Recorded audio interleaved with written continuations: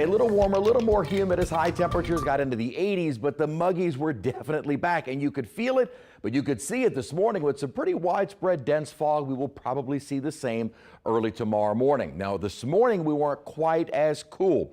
50s, low 60s. That's about average for this time of year, and kind of near average or slightly running above average temperatures through Wednesday before a front moves through. But with that front, a risk of some severe weather. Right now outside, lots of sunshine.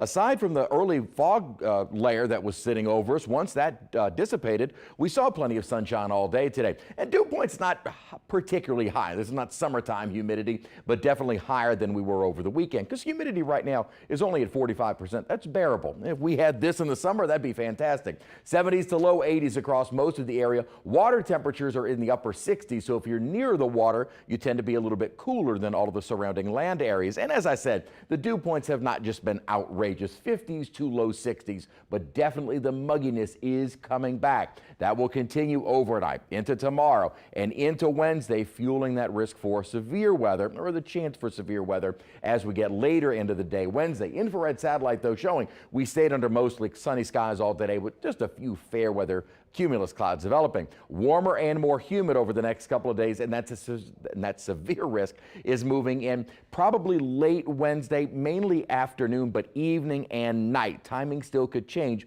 but it looks like that timing really is pretty set by the models. And then the greatest threat for any severe weather is going to be a little bit farther to the North Shore, and especially into southwestern Mississippi. So here's kind of the setup for the next couple of days. A weakening or a weaker upper ridge is going to be building over us, which will keep us relatively dry and warm. But a developing upper system is getting ready to move into Southern California. And it's this overall upper trough that's going to act as the energy for the risk of severe storms. And I say risk because it is certainly not guaranteed. Now notice, as this upper trough begins to approach, the upper energy really starts to shift much farther to our north. The upper low is then centered over Iowa. With our severe weather last week, the upper low was centered over West Texas, so the energy was much farther south last week than it will be this week, which is why it looks like the real risk of anything severe, while still across parts of the deep south, likely to be focused more over Mississippi, maybe parts of the North Shore. Now notice the level 3 of 5 just includes the northern Florida parishes. Most of us are under a 2 out of 5, with the coast the lowest risk of anything severe. So while we do have the risk for severe weather, the dynamics for anything really outstanding look to be farther to the north. Now there is, with that area of risk, a risk of some, the hatched area, for the stronger long duration style tornadoes.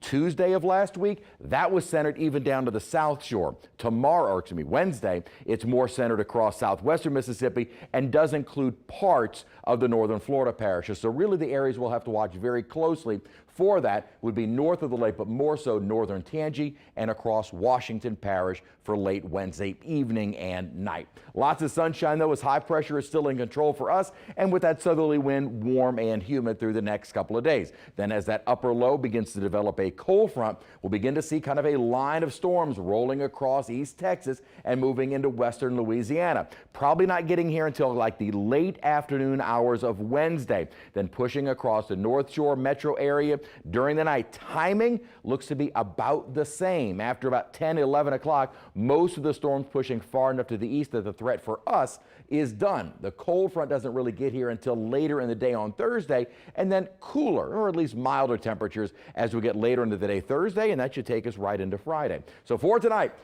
clear to partly cloudy, but some fog developing overnight, lows in the 60s. Tomorrow afternoon, much of the same, high around 83 degrees. Breezy though, winds will be increasing, and then windy by Wednesday. Those storms roll through later in the day, and then temperatures and humidity come down a little bit for Thursday and Friday. The front might stall off the coast and then move back northward on Saturday, so it may bring back a chance for some scattered showers and storms Saturday before we get kind of a second surge to clear us out for Sunday and next Monday. All right, Chris, thank you. This weekend, hopefully